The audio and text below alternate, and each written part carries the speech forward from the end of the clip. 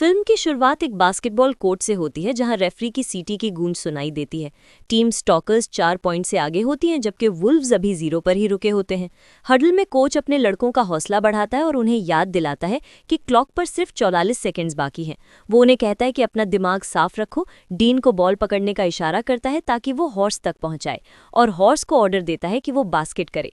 खेल दोबारा शुरू होता है और वुल्व्स 2 पॉइंट्स लेने में कामयाब हो जाते हैं। क्राउड बिल्कुल पागल हो जाता है और खुशी से चिल्लाने लगता है।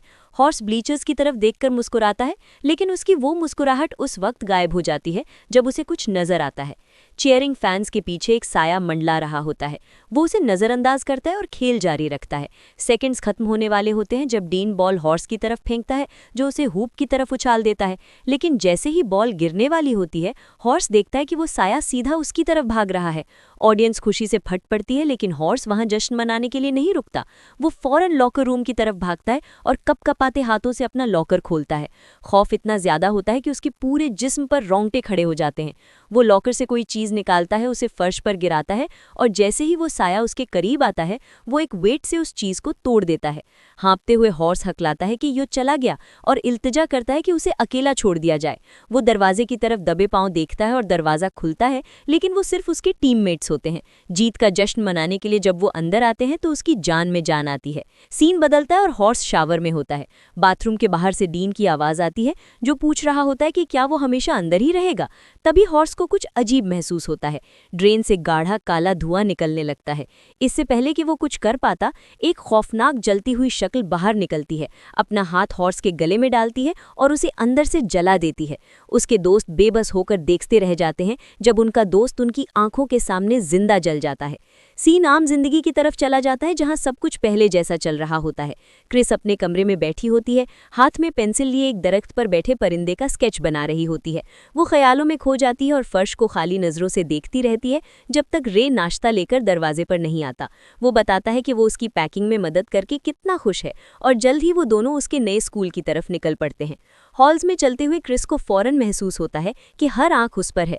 राल्फ उसे ग्रेस नाम की लड़की के बारे में बताता है जब क्रिस मानती है कि वो उसकी तरफ अट्रैक्ट हो रही है, मगर वो ये भी कहती है कि वो किसी की तवज्जो नहीं चाहती। बात तब उलझ जाती है जब उसे मेसन का पुराना लॉकर मिलता है।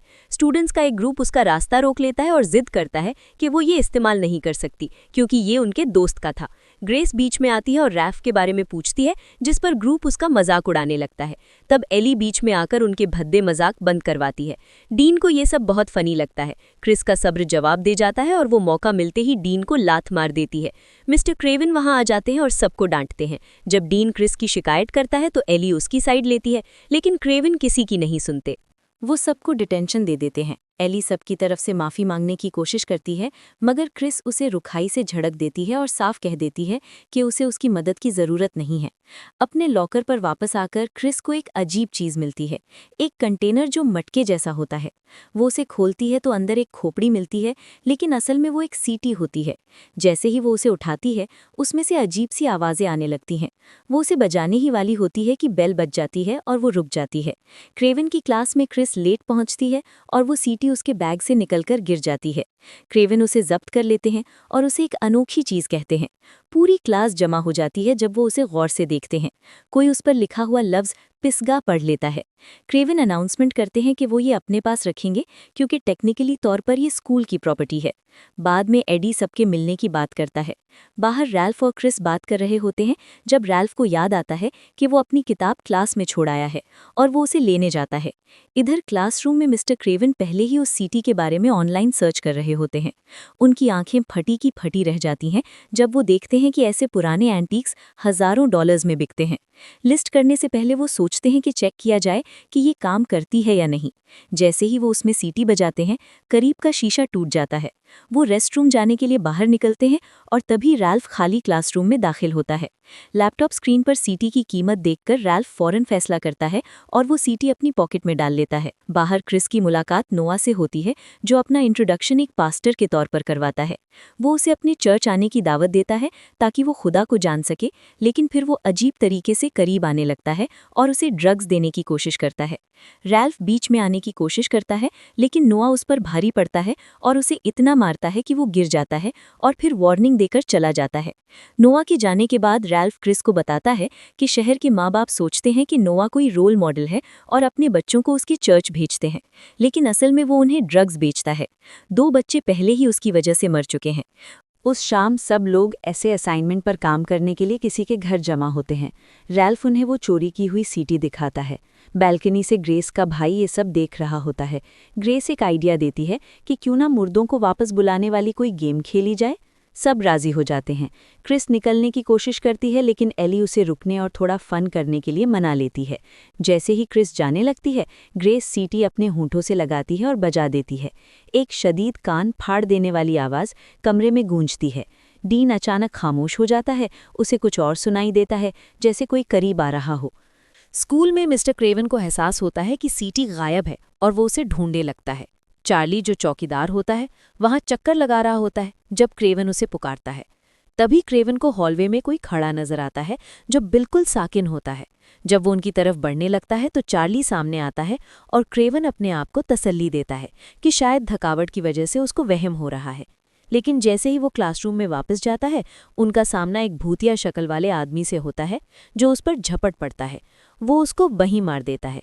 ग्रेस के घर पर डीन मजाक कर रहा होता है और क्रिस जाने का फैसला करती है। एली उसके पीछे जाती है और कल के हार्वेस्ट फेस्टिवल का जिक्र करती है। शायद यह आखिरी बार है जब वो सब मिलेंगे, इससे पहले कि वो अडल्ट्स बन जाएं। वो क्रिस को कहती है कि अगर वो आए तो बहुत अच्छा लगेगा। रैल्फ एली को उसका डायबिटीज़ किट पकड़ाता है जब वो जा रही होती है। एली को जाता देख क्रिस सोचने लगती है कि क्या एली को लड़के पसंद है या नहीं। उस रात क्रिस म्यूजिक सुनते हुए एली को एक मैसेज लिखती है जिसमें काफ़ी बोल्ड सवालात होते हैं। खिड़की से बाहर उसे दरख्त में कोई खड़ा नजर आता है। रैल्फ अचानक उसके बराबर में आ जाता है और जब वो दोनों दोबारा देखते हैं तो वो शक्ल गायब होती है।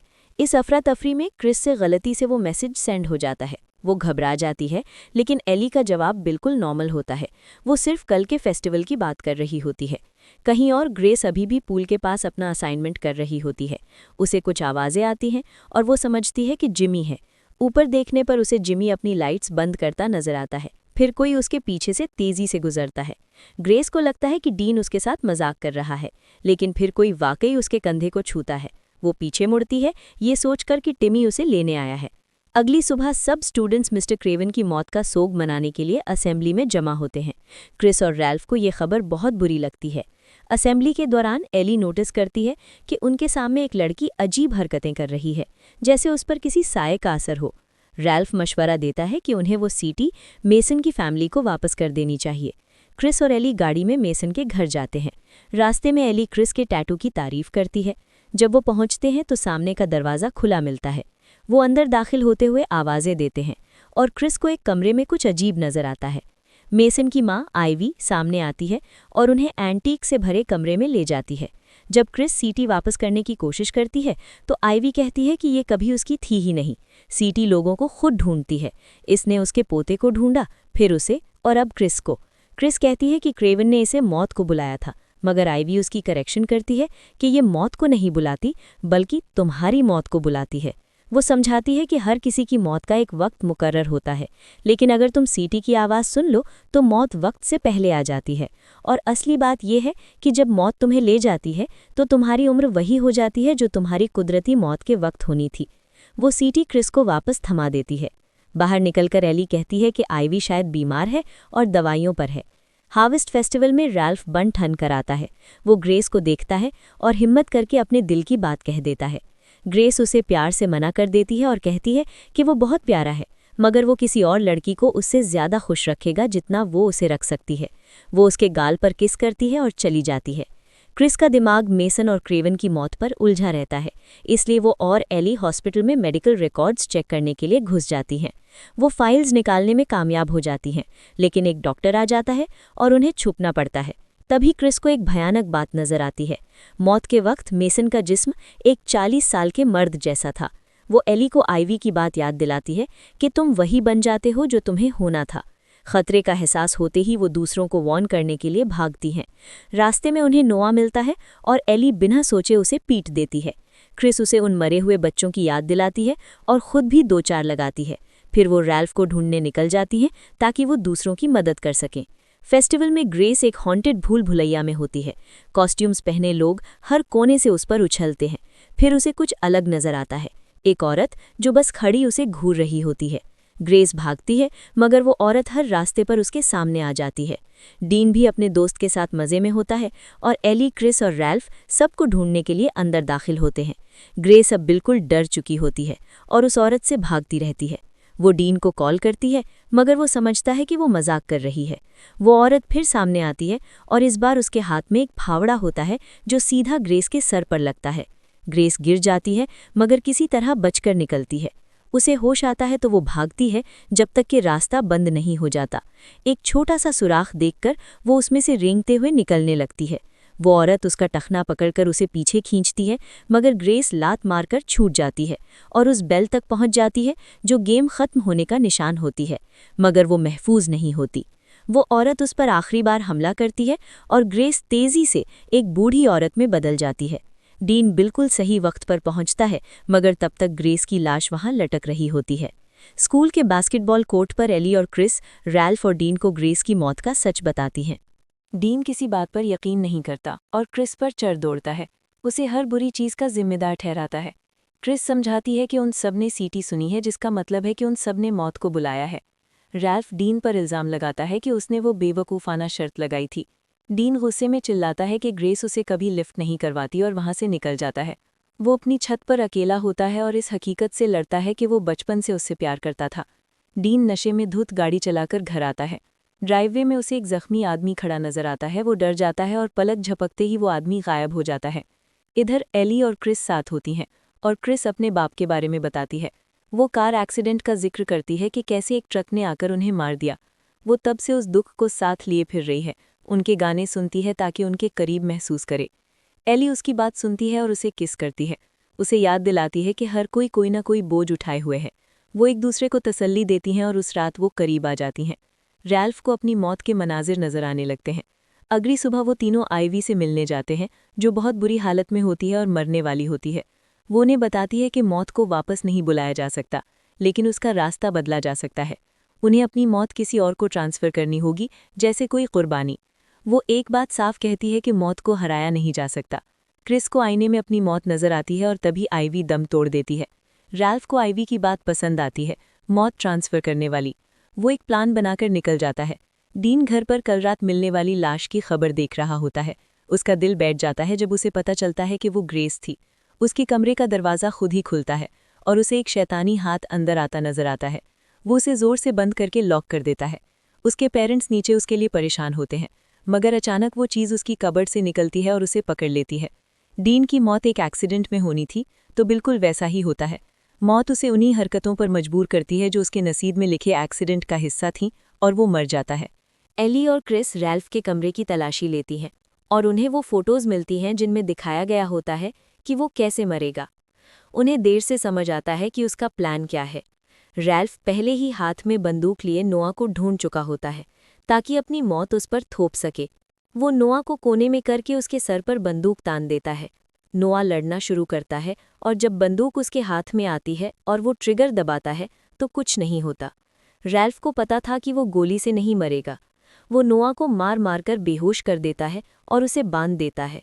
वो नोआ के खून से ट्रांसफ़र पूरा करने ही वाला होता है कि एली और क्रिस वहां पहुंचकर उसे रोक लेती हैं।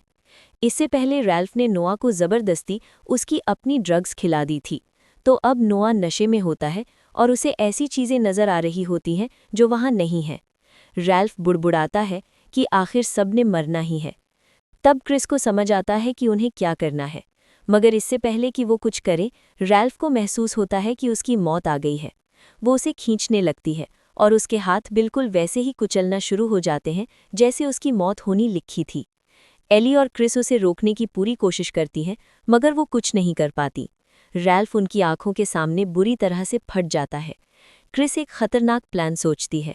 एली की इंसुलिन इस्तेमाल करके वो क्रिस का दिल रोक देंगी, यानी टेक्निकल तौर पर वो मर जाएगी, और फिर एड्रेनलिन और दूसरी दवाइयों से उसे वापस लाएंगे। अगर वो मर गई तो शायद मौत उसके पास से गुजर जाए। वो हॉस्पिटल के एक पुराने हिस्से में सब सेट करते हैं। क्रिस को अपनी मौत नजर आने लगती है, मगर वो उसे इग्नोर करके बाथटब को पानी से भर देती है। एली इंसुलिन का इंजेक्शन लगाती है, क्रिस की मौत अब पूरी तरह सामने आ जाती है और जैसे ही वो पानी में गिरती है मौत उसे डुबाने लगती है। एली उसे बाहर खींचती है और सीपीआर शुरू करती है। बार बार डिफिब्रिलेटर से उसके दिल को झटके देती है। बिल्डिंग के दूसरी तरफ नोआ को होश आ जाता है और वो उन्हें ढूंढने लगता है। एक बंद शटर को तोड़ने की कोशिश करता है। इस दौरान एली की अपनी मौत उसके बराबर में नजर आने लगती है, लेकिन वो क्रिस को बचाने की कोशिश नहीं छोड़ती। नोआ आखिरकार शटर तोड़कर अंदर घुसता है और मशीनों पर गोलियां चलाने लगता है। अपने बेहोशी के दिमाग में क्रिस एली के साथ बिताए हर लम्हे को दोबारा जीती है। वो एली की आवाज़ सुनती है जो उसे वापस बुला रही होती है।